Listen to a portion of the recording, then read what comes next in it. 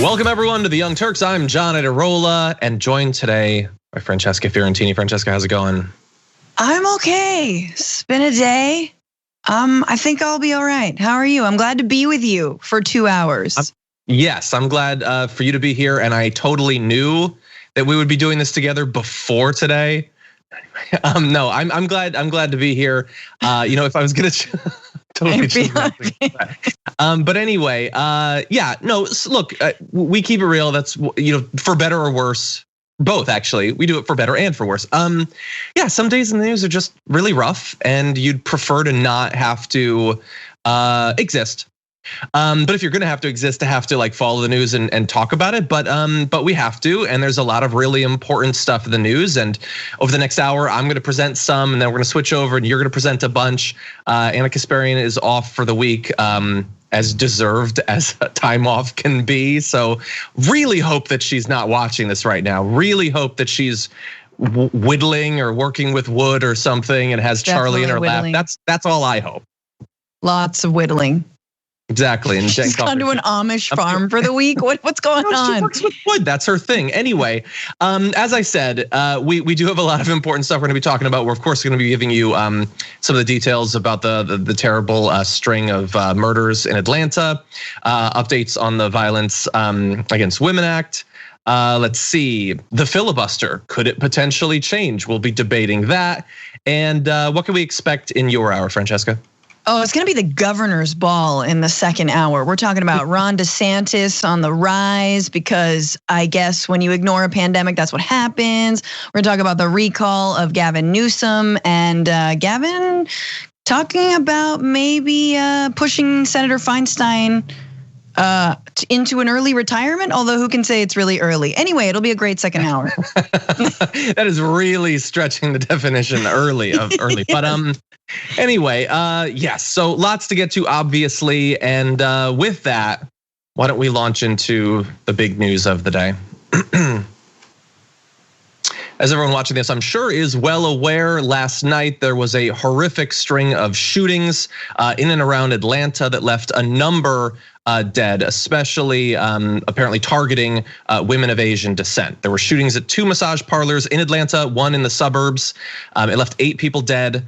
21-year-old man suspected in the shootings was taken into custody in Southwest Georgia hours later after a manhunt. So identified quickly, tracked down, and acquired quickly. And then pretty much everything after that, Francesca, when it comes to the police and this individual, I think we can all agree we would have preferred that it had been very different. Glad that they got him before he could kill more people. And apparently he had been planning to potentially travel to Florida and to commit more shootings that would have almost certainly left more people dead. But aside from that, pretty unfortunate. So we want to show you some footage that a lot of people have been talking about today, and it involves one of the representatives for the police talking about what they know about the shooter. Did take responsibility for the shootings. He said that early on once we began the interviews with him. He claims that these, and as the chief said, this is still early, but he does claim that it was not racially motivated. He apparently has an issue, what he considers a sex addiction, and sees these locations as something that allows him to go to these places, and it's a temptation for him that he wanted to eliminate. Like I said, it's still early on, but those were comments that he made. Did he discuss any kind of religious motivation for this, or was he responsible? Not that I'm aware of. Not that I'm aware of. Or political? Non-political. I've heard nothing about politics. They got that impression that yes, he understood the gravity of it, and he was pretty much fed up and kind of at the end of his rope, and yesterday was a really bad day for him, and this is what he did. Remorseful? I'm not going to go to. I don't know if he was remorseful or not. Francesca, what are your thoughts? I mean, I think it's an incredible exhibition of a police officer doing the PR work for a murderer. When do we get this kind of an insight into someone who just killed 8 people? At what point did anyone ask a police officer to say anything other than we're investigating whether this was racially motivated, whether it was politically motivated? We're investigating it. No, you don't just funnel the words of a mass murderer into the public sphere unquestioned. I mean, if anything, say nothing. So it's just shocking. It's just immediately shocking to hear that. And I guess I just want to say that for everyone, when something like this happens, you immediately think, probably because most of you watching are not mass murderers, which is wonderful. Great audience. I'm just kidding. Don't kill us. You immediately think, why would someone do this? I mean, I think that's any rational response is, why would someone do this? And I think that we all have to kind of take a step back and think about, like, there is no justification. Number one, there's never a justification for this kind of killing. So let's just get that out of the way. But you definitely don't expect a police officer or chief to come up and immediately make the talking points that the murderer, apprehended very peacefully, as most white suspects are, to do the PR work for him. Yeah. Yeah, and I know, oh God, there's so much there. I want to touch on the last point that you made, which a lot of people have pointed out. We always point this out, that when it's a white shooter, they always seem to capture them peacefully. And people who especially are in media and the right wing, that whether they admit it or not, they do think of themselves as unpaid PR for these sorts of racist murderers. Will say, well, they surrender. They surrender. That's what's different, is that they surrender. Is that what's different? How many white shooters suit up with body armor and all that, clearly anticipating that they're going to be killed, and yet they still get brought in?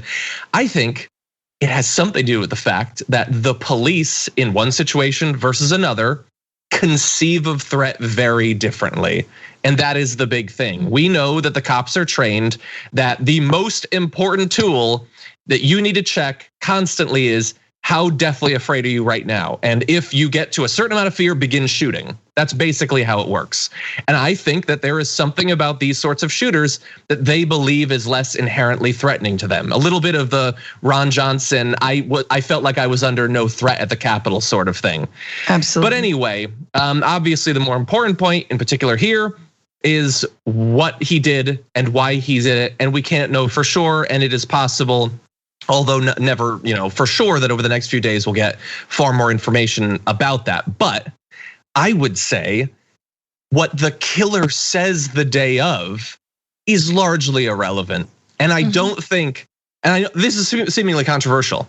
I don't think that whether a thing is racist is up to the racist. Is that controversial? Because the cop is acting as if it's really up to the person who did it as to whether it is an instance of racism or not.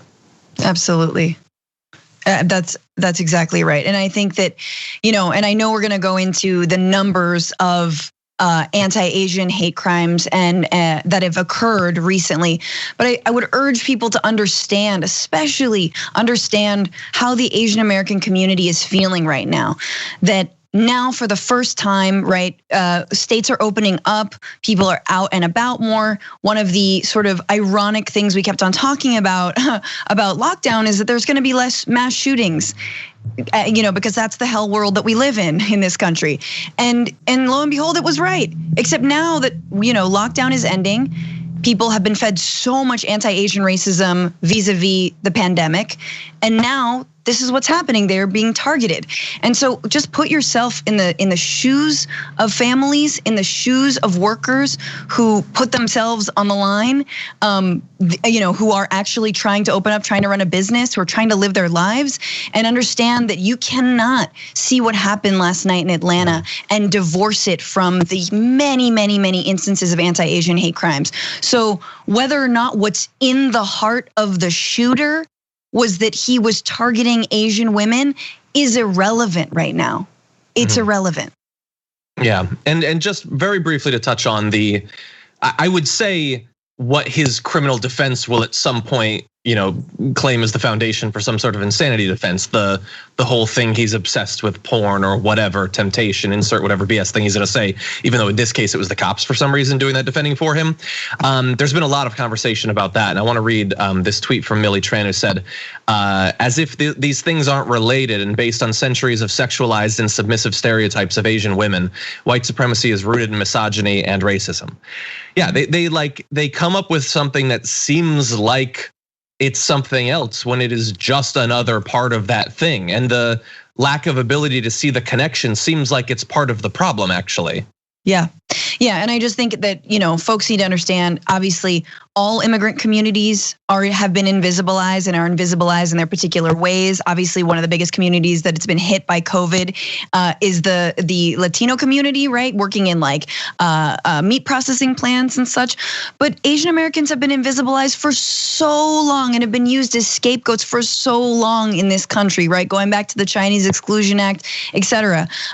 And the ways that not just invisibilized, but also hypersexualized. And ironically, with these spas where these Asian women worked in, that is precisely the kind of work that is invisibilized work, sex work that we don't talk about, and also the ways in which we sort of allow ourselves to see folks who work in those industries as dispensable and as disposable, and how there's no way you can bring yourself to kill that many people, honestly, or anyone really, but unless you are willing to participate in a level of dehumanization that absolutely a culture of anti-Asian racism has created, that has been fomented and stoked by the pandemic and Donald Trump so recently out of office. But so again, this stuff, it's not one-to-one, but be smarter than that, guys. Like zoom out a little bit, understand, situate this, not just in the year, not just in the 4 years of Trump, but in the long history of racial animus in this country. Exactly. Yeah, and it's such a weird dodge. I mean, as many people have pointed out, like, this is Atlanta. How many strip clubs did he drive past to get to these spas to then say it was just temptation I was fighting against? Like, it's such a bizarre argument. But anyway, as you alluded to, we do want to talk a little bit about the numbers. There's some interesting trends here in this tweet. Verbal harassment makes up 68% of hate incidents. Physical assault makes up 11%. Women are 2.3 times more likely to report hate incidents. And in particular, in terms of sort of xenophobic attacks against Asian Americans and Pacific Islanders, those numbers are basically what we see, the distribution between women and men. And 45% of reports originated in California, making it the first in the nation for hate incident reports. And not directly connected, but I on the pre-show for the Damage Report this morning, I was talking about how there's this new report on white supremacist propaganda incidents, like it being distributed at campuses or flyers and things like that. And in 2020, there was something like 5,400 incidents. In 2017, it was like 250. Like, it has simply exploded. But again, we're supposed to act as if that's not a problem. White supremacy probably has nothing to do with this. Right.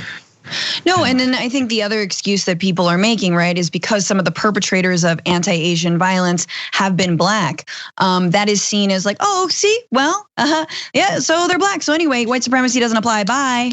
And that is two things. One is it's an excuse to not actually deal with this kind of hatred and racism. Number one, it's an excuse because it's the same thing with black on black crime. Oh, well, black on black crime. Oh yeah, okay, well then we don't have to talk about it anymore. People are still dying, but we won't talk about it, right?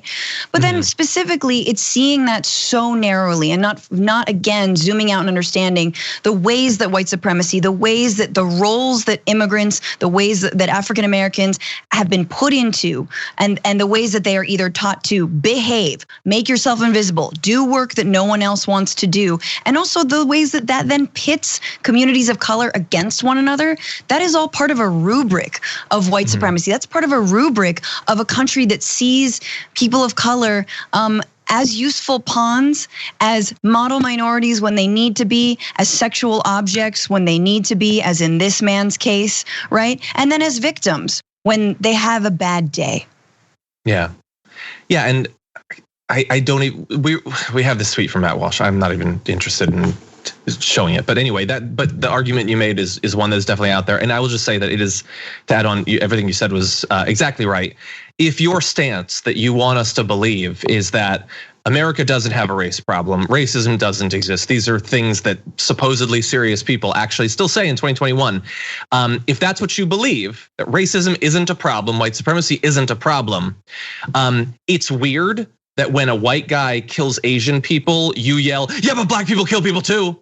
that's a weird, yeah, I think maybe we do have a racism problem. That's not what we're talking about. Why are you talking about that? Why are black people the excuse for literally everything that white people do if we don't have a race problem? But they do find this convincing or at least distracting. Because after all, super fast. When something like this happens and yet another white guy shot up a bunch of people, we know exactly what the strategy is. For Fox News, for the Matt Walshes and all that, it's maybe briefly we'll pretend to care about the victims, although they generally don't even bother to do that. Let's keep our head down for a day or two, and then we can go back to demonizing whoever we want. And we will never learn from this. No conclusions will be drawn that'll be useful or helpful. Right, and the problem is, I mean, like with the Florida nightclub shooting, right, where the perpetrator was Muslim, and targeted the LGBTQ community. It's once again sort of seen as like, well, that's a problem over here, this man is ISIS. That's great, that's a perfect tool for the right to use. But they don't care about the LGBTQ community, but they don't care about the Asian American community. And in fact, Asian American organizations and LGBTQ organizations have been leading calls for community-led solutions rather than more policing, which, as they very well know, comes down on people of color, specifically Black Americans. And so the solution is so much about solidarity. And so I would urge, news organizations, including us, right? But we have to make sure that we lift up some of the work that is being done in cities like Oakland or Los Angeles or New York, that actually is being led by the communities, which they say, no more policing. We don't want more cops on the streets. That's your solution. We know who gets hurt when that happens, right? Yeah. We know that feeds into the system of racist policing already. We need actual tools in the community. And those tools can also be housing, business loans, stopping gentrification. So anyway. Oh, those are all wonderful points. Just briefly, let's touch on some of the anti-Asian xenophobia that's been kicked up for the past year. It didn't begin a year ago, obviously, but some of the most powerful people in the country decided that was going to be their hobby for the past year. Let's talk about Donald Trump, who seemingly the only thing that gets him worked up about COVID is its nation of origin. So we want to show you a clip, and I want to be very clear in this clip. This is not Donald Trump from a year ago or 6 months ago or 2 weeks ago. This is Donald Trump from last night. As I call it, the China virus, COVID. It's fun. He's got a little nickname. He's got a bunch of nicknames. Sometimes at rallies, he'll go through a whole bunch of them. So look, we can't say for sure to what extent the national conversation led by the right demonizing Asian Americans over COVID specifically contributed to this, but I feel like it's something worthy of being discussed, Francesca. No, yeah, and like I was saying earlier, I think that it does make sense that now the people are coming out more and they're interacting. There's going to be more attacks on a group of people that have been demonized this entire time, and I think that oftentimes we hear that, the China virus or Kung flu, and it seems so basic and stupid and hack that you don't really think it's gotta be more than that. There's gotta be, and this is the other thing I've been hearing, well, what is it? Is there some secret Reddit, thread that we don't know about, some 4chan thing, some 8chan thing? What's going on? It might just be as stupid and as basic as Kung flu. It might just be as stupid and as basic as, well, let's demonize an entire group of people for this global pandemic that our government utterly failed at containing. Yeah, and then pretend that it's so weird because when it can be used to attack China, it's something that they're very worked up about. Can you believe that China would do this? Why would the Chinese government? Why would the Chinese do this? But outside of that, it's being exaggerated. It's not a big deal. We don't need to worry about it. Really, no, you shouldn't do anything. You literally shouldn't even stand 6 feet away from someone. You shouldn't put cloth over your face because it's that little of a deal. But wait, the Chinese did it. It's a really big deal that the Chinese did this thing that doesn't really matter. It's really weird how things can matter or not. Like Tucker Carlson, for one day in the past few months, cared about the vaccine, and that was when they were going to give the vaccine to black and brown people, and he called that white genocide. And then he went right back to saying that you shouldn't take it because it's probably going to do mind control for Bill Gates or something. But anyway, so they did this. The demonizing China, the Kung flu, and a million other things. And it wasn't just Trump. They used it casually on Fox News. The online right, that was like literally they thought the funniest thing last year. And it would be one thing if a year goes by and then, oh my God, there's been a lot of harassment and attacks against Asian Americans. And obviously this is the single worst day of it. But let's bear in mind that this wasn't the entirety of it. This has been going on. But people were saying it at the time that this is going to result in that. And yet they kept doing it. And now we have the result. What are we supposed to do when they can so recklessly do something that is so easily, predictably linked to violence?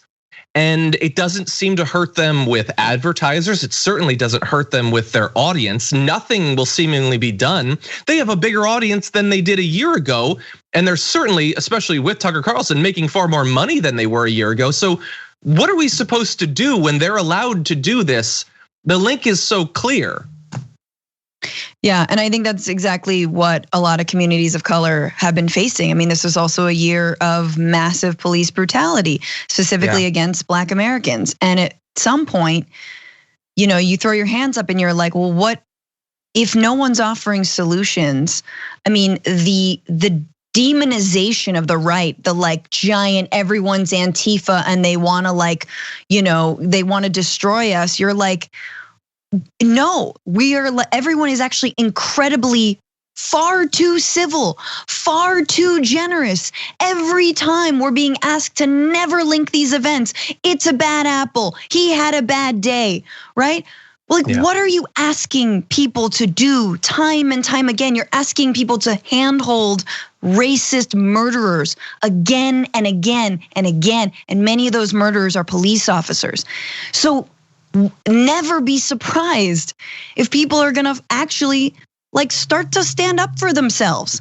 And I would argue maybe even start to fight back. But of course, I can't even say that because then the right wing will say that I'm calling everyone to arms. No, sadly, we have to rise above that. And sadly, the left is always better on that because we believe in that thing called human rights, But it's just, it is frustrating. It's aggravating. And the fact that we don't have actual justice, the fact that we need more investigation of hate crimes, that we need solutions that are not about policing. And we need to get creative. And look, I think this is not an aberration, guys. This is part of a defund the police movement, a refund other areas of our communities and of our lives. This is all part of that. This is part of the same rubric. This is also part of necessary gun control. And I know we're going to talk a little bit about that. Yeah. Well, we do have to take our first break. There's a lot of other news we're going to be talking about, so stick around. Lots more where that came from. We need to talk about a relatively new show called the Republic, or UNFTR. As a Young Turks fan, you already know that the government, the media, and corporations are constantly peddling lies that serve the interests of the rich and powerful. But now there's a podcast dedicated to unraveling those lies, debunking the conventional wisdom. In each episode of the Republic, or UNFTR, the host delves into a different historical episode or topic that's generally misunderstood or purposely obfuscated by the so-called powers that be, featuring in-depth research, razor-sharp commentary, and just the right amount of vulgarity. The UNFTR podcast takes a sledgehammer to what you thought you knew about some of the nation's most sacred historical cows. But don't just take my word for it. The New York Times described UNFTR as consistently compelling and educational, aiming to challenge conventional wisdom and upend the historical narratives that were taught in school. For as the great philosopher Yoda once put it, you must unlearn what you have learned. And that's true whether you're in Jedi training or you're uprooting and exposing all the propaganda and disinformation you've been fed over the course of your lifetime. So search for UNFTR in your podcast app today and get ready to get informed, angered, and entertained all at the same time.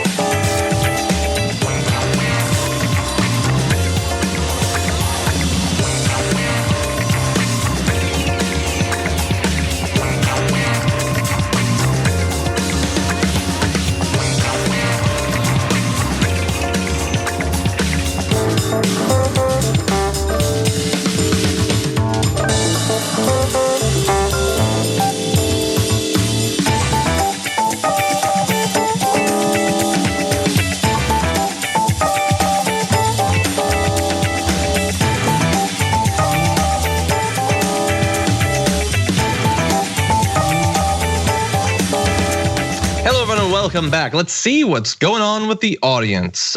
Dave T was one of several people that had comments on that first story. Dave T says, Georgia sheriff's gaslighting of murders of Asian women is absolutely part of the functionality of white supremacy, telling the oppressed that what they know is happening is not happening. It is part of the violence. Yeah, and he's gonna have to put out some kind of statement, right? Like you can't say all of those insane things without at least trying to cover your ass on that, right? It just seems so weird. Okay, the Argotis says not only was that officer doing PR for that murderer and putting his talking points into the public consciousness, he's doing the job of the defense lawyers. Sex addiction and mental distress could be used to defend the shooter. Well, they'll certainly try. Again, I think that what he says about it is not the most important thing, the actual thing that he did. We have a super chat from Electric Blue Omelet Dragon who says, my 1400 was deposited today. Sharing the love with TYT, you folks have become like friends over last year. I only see a couple people in my pod and not often, but I see you folks every day. Thanks for being there. It's a very nice super chat, Electric Blue. Thank you for that. Thank you to new YouTube members on the main channel, Peter Hamby and Christine Hussar. Thank you for that. There's a super chat from BC Trumpet the Produce Dragon. It says, fantastic week. Actually shaping up that way. A lot of Francesca this week. Okay, how much time do we have? That lens cap is right in the way of it. Grasshopper says, TYT is always keeping it real. Well, we certainly try, and we very much appreciate you joining us. We're gonna try to continue with that same spirit as we launch into so much other news, but we'll be back with that in just a sec.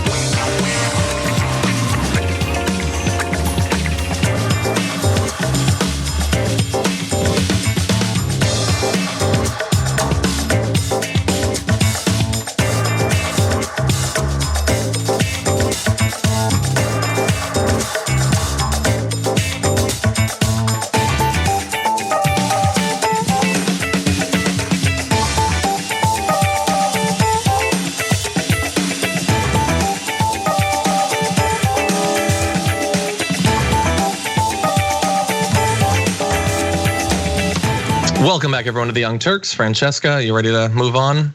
Yes. Okay, let's do this. Earlier today, the House successfully passed the Violence Against Women Act as expected, and as expected because this is America, it was an oddly divisive piece of legislation. It passed 244 to 172. 172 votes against the Violence Against Women Act. There were just 29 Republicans who joined all Democrats in support of it. Now, a few years back when this passed in the House as well, I believe it was 32 Republicans then. So violence against women apparently acceptable to slightly more Republicans than it was just a couple of years ago.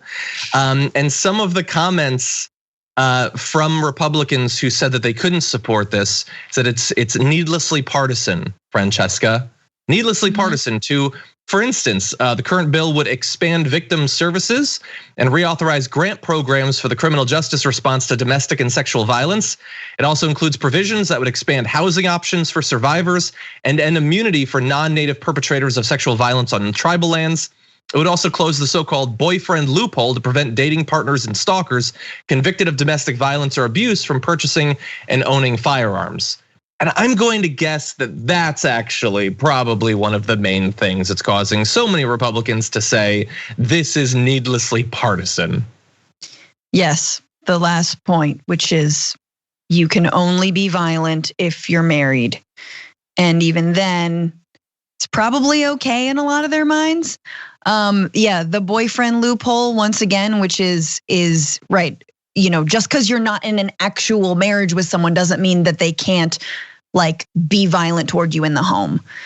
So yes, that is probably what it was part of. This also lapsed, right? Like this has been dangling this bill for a while. Passed in 1994, updated and reauthorized in 2000, 2005, 2013, expired at the end of 2018 due to a government shutdown. Briefly renewed by a resolution reopening the government, but expired again in 2019. So, it only takes a couple decades or whatever to get around to this.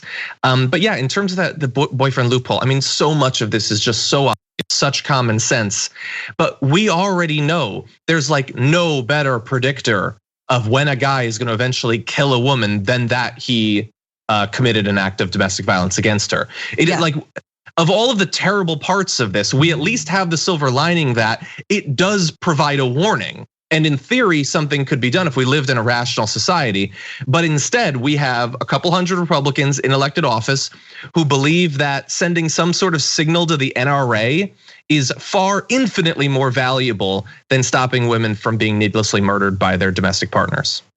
Is the NRA even still a thing? I mean, I know they've gone to Texas, but like how many times over bankrupt are they?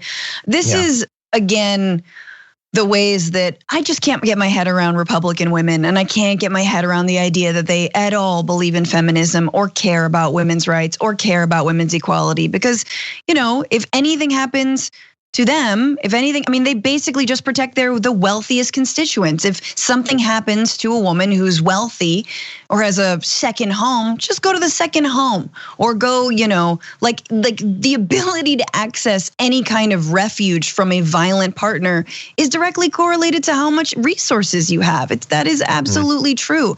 And this is the timeless thing about, you don't want to be dependent on the government for anything. Well, yeah. That's cool, lady who wears pearls on a Tuesday. I don't know, like what are you doing? I mean, look, pearls on a Saturday, fine. But this is the entire ideology of Republican women, which is, don't rely on the government, just rely on your big, strong partner who hopefully won't be brutalizing you or, trying to hurt you. The second thing I'll say is, oh no, go on. No, go ahead. Well, I was just saying the only other thing I can imagine some Republican women saying is just get a gun.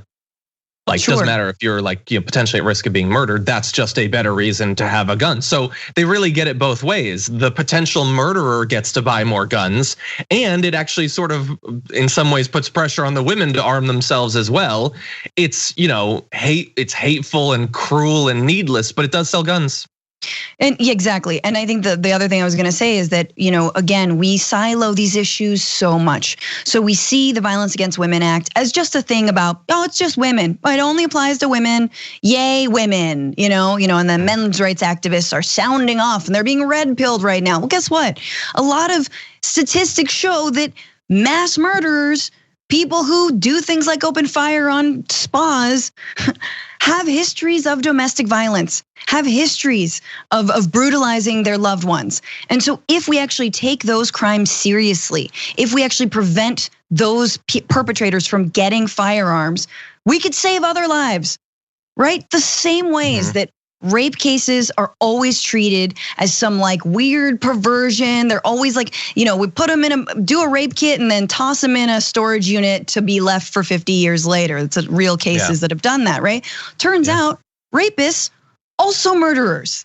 Hey, weird how that happens, that, violent criminals would do other violent crimes. Yeah, so if you actually follow the rape case, you could have prevented a murder case.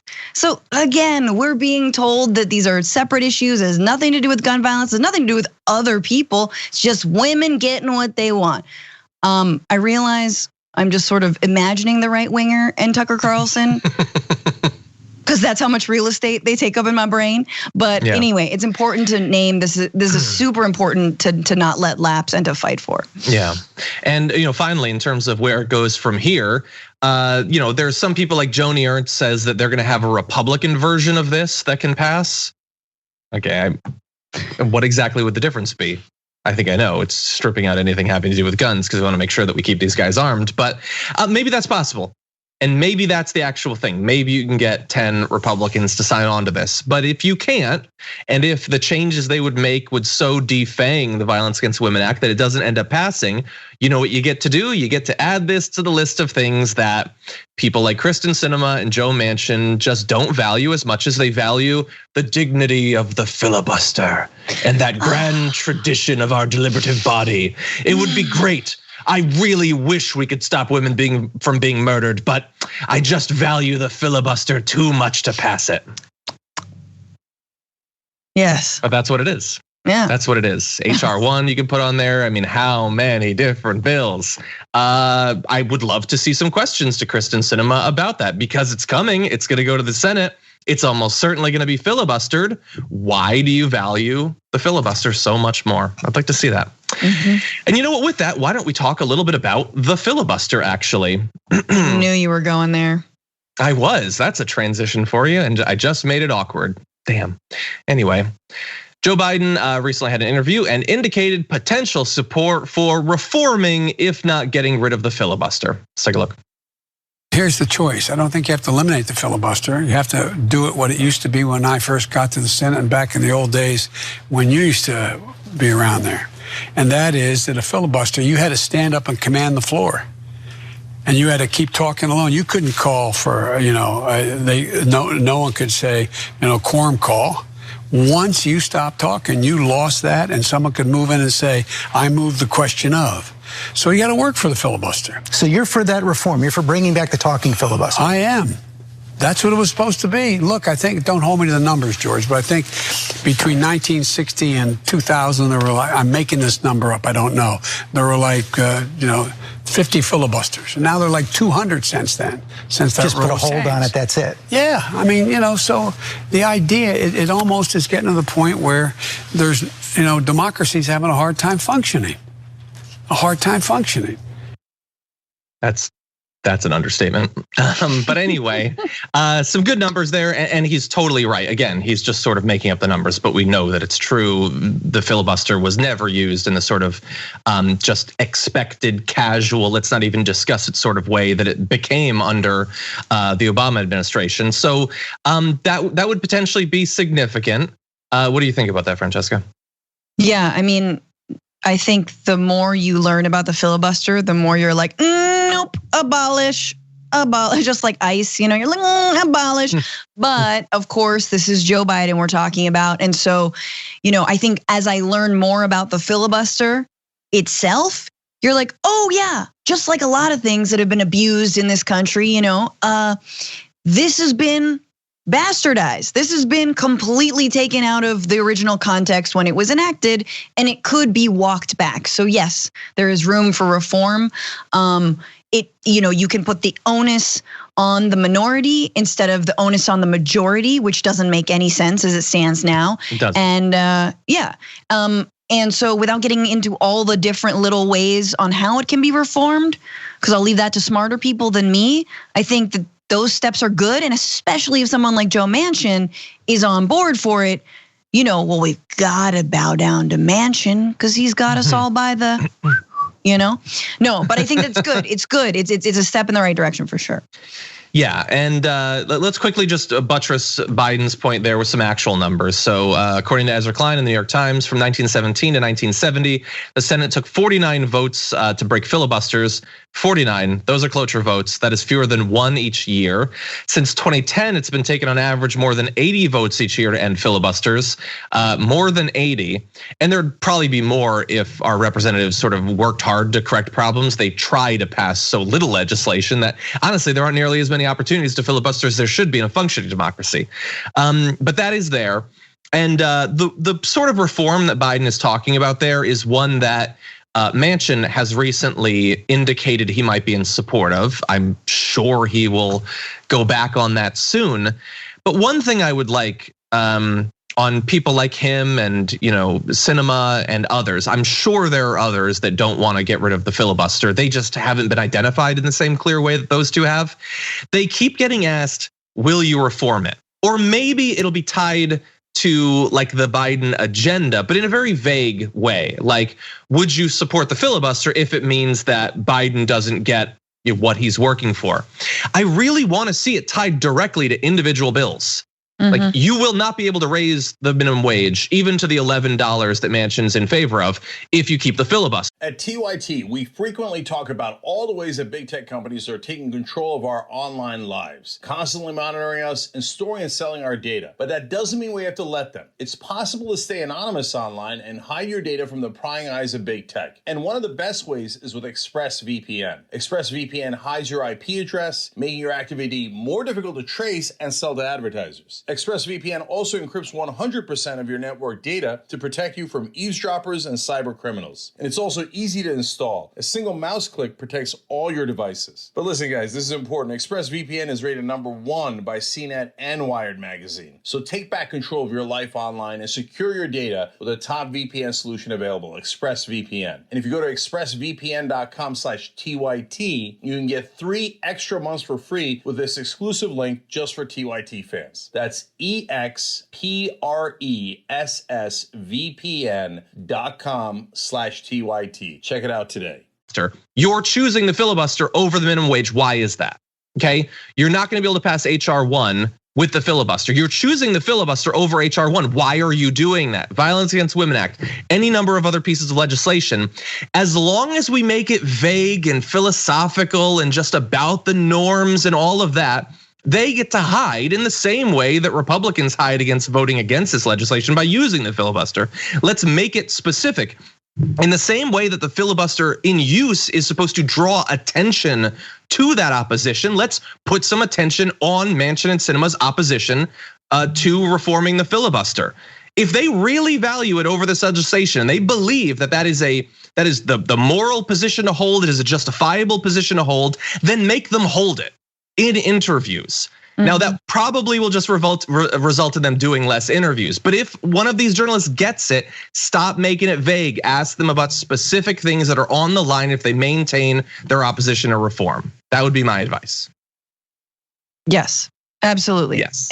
And especially because we don't know who they're like, why? What are you doing this for? Why are you upholding this at all? And it's a complete miscalculation and a misread of the Republican Party that's been using the filibuster in bad faith to block anything, any kind of progress, any legislation, and then say, look, see, government doesn't work for you. Oh, well, better gut it and sell it for parts. Yay, yay, yay. Make my friends rich, make my friends rich. Like that's the goal. We've seen it. It happened in 2016 when Trump was elected. So like, and this is the thing, like I'm all for reforming, but if, Biden says over and over again, you can't question people's what is it? What he's like, you can question their actions, but never their motives. And it's like, I'm pretty sure we can question Republicans' motives when it comes to the filibuster. They are completely bad faith about it. Yeah, well, then look, I'm gonna, just because you've opened up the door. While he did say that he's in favor of the reform, he also said, I think the epiphany is going to come between now and 2022. Ooh. With that epiphany being, the Republicans will suddenly wake up from the Trump fever dream that they've had, and they'll become reasonable, and they'll decide that democracy still counts for something, and they should, give a damn about their constituents, or even the people who aren't their constituents in theory. Because he was asked about that by, I believe it was Stephanopoulos, who said, you said this was gonna happen, it hasn't happened. And Biden, rather than using that as an opportunity to say, you know what, I was trying to unify the country, but we do have to take stock of the state of the Republican Party and identify what they are. But he didn't say that. He said, oh, it'll happen later. It'll happen by 2022. And as I said on the damage report, because the midterm elections being right around the corner is gonna lead to more bipartisanship with the Republicans. That's usually how it works in America. But he said it. He said it was straight-faced, he said it in an interview. So we have to assume that that's what he really still thinks will happen. Bless his, little naive centrist heart. It's just, I so want the world and the political world to be as Biden thinks it is somehow. Yeah. Like, ooh, remember when Republicans didn't touch the third rail of racism, or they did, but it was just thinly veiled, and they were like, mask off. Now it's mask off. Before it was mask on. That kind of thing. And he just, which is funny because his whole impetus for running was when Trump basically equated Nazis with being good people, and it's like, do you not get it, or are you just not saying that you don't get it? Like, we are in a vastly different time. I mean, it was all bets off after January 6th, all bets off about whether this party is playing fairly or cares at all, or whether there's there's not gonna no epiphany if they start another party. Look, if they create another party, maybe Liz Cheney at the helm, Romney up in there. That'll do well. I wouldn't hold your breath though. So, Exactly. but I do think, yes, yay on the reform, once again, should be abolished.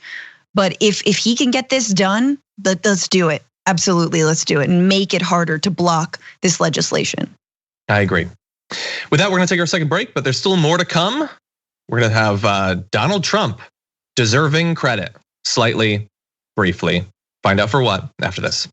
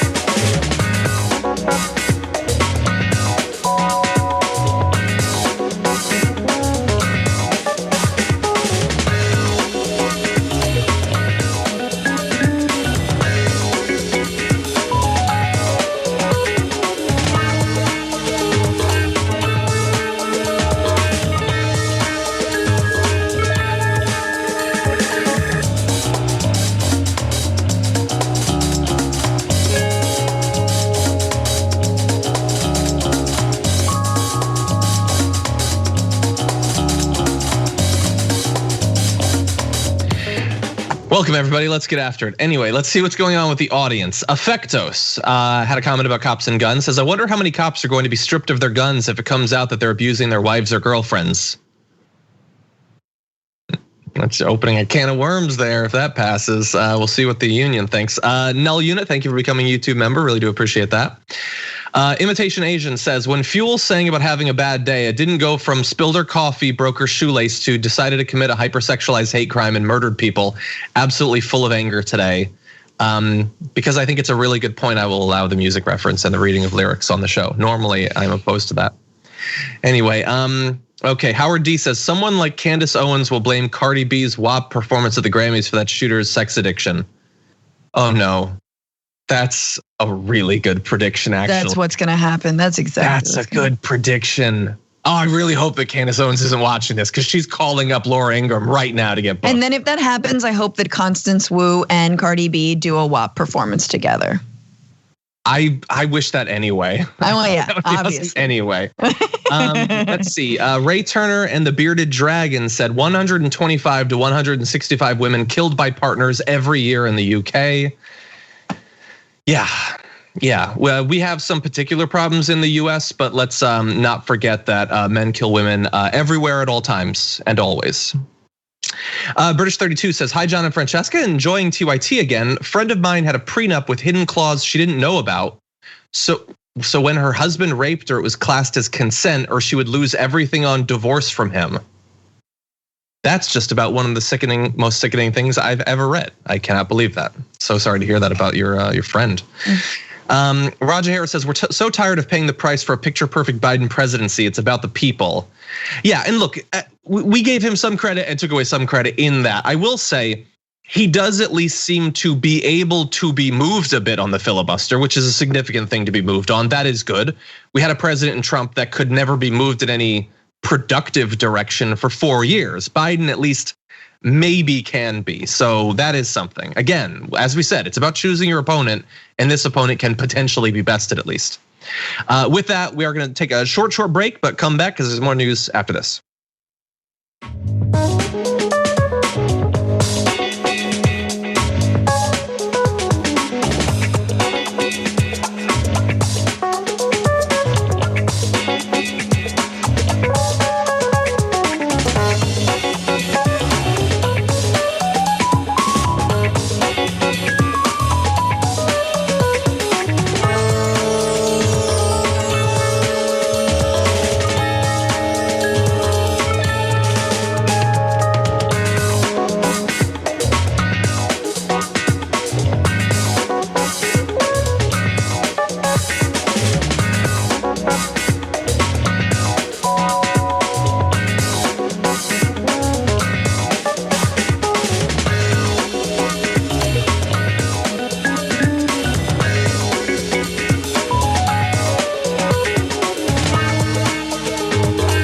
Welcome back to the Young Turks, everyone. It's me, John, and Francesca. How's it going, Francesca? Hi.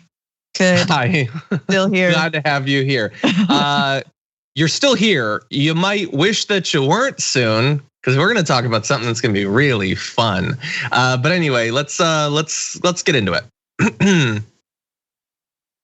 Pretty much the only time that the vaccine is talked about on Fox News, they are telling you that it is right and proper and just and patriotic to be really suspicious of it. But that changed, at least briefly last night when Maria Bartiromo had Donald Trump on and asked him if he thinks that people watching the show should get the vaccine. And here's what he had to say. Mr. President, I know that you received the vaccine. Mrs. Trump also got the vaccine. Would you recommend to our audience that they get the vaccine then? I would recommend it, and I would recommend it to a lot of people that don't want to get it, and a lot of those people voted for me, frankly. But, you know, again, we have our freedoms, and we have to live by that. Francesca, he just told the Fox viewers to get the vaccine. Is he the best guy now?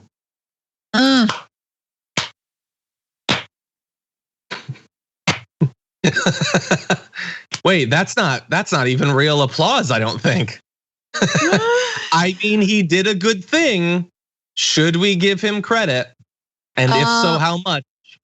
Yeah, that slow clap is exactly what he deserves. If he was on camera from the grease-stained bed that he was calling from, then I would have given him all the props.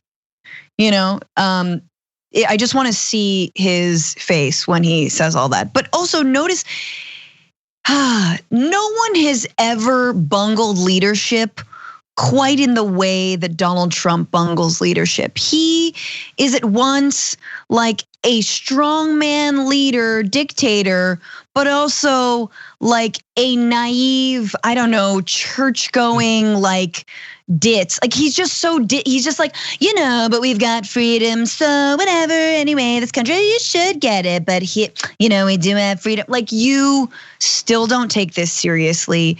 You show us the arm, just roll up your sleeve once again, show us your, little like sluggish, ripply, just show us where you got the vaccine. Obama did. He showed us the delts. Show us the delt. Get it again. Or show us the photo of you getting the vaccine. And then, one of your little sycophants will draw you like Superman flying through the air with your, like flappy delts, like flying in the wind. I'm just saying there's more he could do.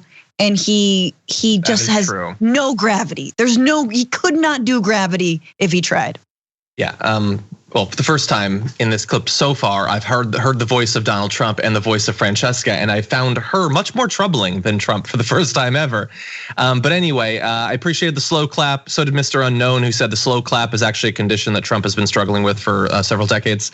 But anyway, Peace, Love, and Dave says today's the day Donald Trump became president. I guess, am I having a Van Jones moment? Is that what this is? But no, I mean, look. What's on the line is huge. It is whether we beat the virus or not. And our best chance is getting a lot of people vaccinated. The biggest obstacle to that is conservatives, especially Republican men. And nobody appeals to Republican men more than maybe Marjorie Greene, but probably Trump. So if he tells them to get it, that's good. Now, I share your concern about the fact that he wasn't on video, which makes it almost to certainty that the QAnon forums are saying that was faked audio and it wasn't actually him. He would never tell us to do that. But considering how opposed to the vaccine Fox has been, how Tucker Carlson right after that on his program told people to be suspicious of the vaccine, I do think it's important. And I want to know what you all think out in the audience. So we have a poll. It's up at tyt.com/polls. Will Trump's pro-vaccine statements result in more of his supporters deciding to get vaccinated? And you can answer yes or no. And I do think it is very important. We may not like him. We may want him to be gone. But at this point, just about the most important thing he can do is encouraging people to get the vaccine. So I hope that more people ask him constantly. I'm surprised that after all the wheelings and dealings with Moderna, they didn't make him the spokesperson, and to be totally honest with you, I wouldn't have had a problem with that. I think that would have been fine. Emoluments clause, be damned. Be the spokesperson for a big pharma company. We pretty much live in that world now. But he can't go all the way. Sure, we're gonna do all the backhand deals, the backdoor deals. We're gonna give them all the money, gonna give them the development money, et cetera, like exclusivity. Don't have to sell the patent rights, anything like that. But I'm not gonna promote it. Yeah, I'm not gonna. Because I need that anti-vax vote. He could get so much credit. Just go around the country promoting it, but he won't. Yeah. He won't. I think he gets that his audience is fundamentally opposed to it. That is one of the things that might be, a step too far for them. Don't tell me he doesn't need the money. You know what I'm saying? That's true. He needs the money. Okay, keep going. Well, actually, you know what? You bring up the vaccine and money. Why don't we turn to our last story, which is about the vaccine and money. The deployment of the vaccine was pretty quick compared to some of the early predictions, and shockingly, even in America, available broadly at very low or no cost. Treatment for COVID, not so much, but the vaccine has been. But will that actually last? Especially if this virus becomes something that we as a nation or the world are dealing with for many years. If it branches off into a ton of different mutations, we might end up having to get booster shots for a very long time. Mm-hmm. And so there was this virtual Barclays Global Healthcare Conference where a couple of high-ranking employees at Pfizer were talking about some of the potential for earning more money in the future. Let's take a look. If you look at how current demand and current pricing is being driven, it's clearly not being driven by what I'll call normal market conditions, normal market forces. It's really been driven by kind of the pandemic state that we've been in and the needs of governments to really secure doses from the various vaccine suppliers. So what I believe is we move from a pandemic state, from a pandemic situation to an endemic situation. Normal market forces, normal market conditions will start to kick in. And factors like efficacy, booster ability, clinical utility will, basically become very important. And we view that as, quite frankly, a significant opportunity for our vaccine from a demand perspective, from a pricing perspective, given the clinical profile of our vaccine. Okay, so there's a lot to dive into, Francesca, but before we get to the substance of it, I don't know for sure. It's difficult to say from that image, and it is possible that some sort of virtual Zoom background. Was he in front of the beach in that? I don't know if we can put that up briefly. I think out of his window was sand and a deck chair and the ocean. Maybe it's virtual, I don't know. But if you're talking about how we need to find a way to exploit the global need for life-saving medicine to get more money, don't even make us think that you're at the beach, that you're gonna log off of this Zoom and then take a little swim with a manatee. I don't know. I don't know for sure. I'm just putting that out there as a potential. And then you're gonna carve Trump into its back, huh? Oh, is that what manatee you're gonna? First of all, anyway, what do you think? He's on a floating tax haven, John. Peter Thiel set it up. It's fine. It's not actually a beach. It's just a floating. So I don't ever want to be on a Pfizer Zoom ever. Like that is TMI on like corruption. Do you know what I'm saying? Like I know we have to talk about it, but I like watch that and I'm like, yep, don't want to know. Do. Now that's not obviously a good response. The correct response is we need to rein in big pharma, but you can just see with the cavalier way that they talk about this, that absolutely they're looking to cash in. And this is, mind you, like this is when, let's say, I think it's 10 countries have administered 75% of the vaccine in total, right? Countries like the United States and the UK are racing far, far above countries that have not seen a lick of this vaccine, who are begging the World Trade Organization to make companies like Pfizer drop the patents so that their production companies can start to produce them at a low cost. But that's not the way it goes. And so, this whole time I thought that like behind the scenes of working on the vaccine, they were just like, fairies, like the Keebler elves, and they were just sweet and little, they were just Pillsbury Doughboy, and they were just wanted us to live. And I feel like that's not true. Well, I mean, of course we should make a distinction between the actual scientists who are working on it and the corporate executives that have as little connection to that as I do. Yeah, the scientists are Keebler elves. Oh yeah, they're very adorable. I mean, look at Fauci. That's all the evidence you need. But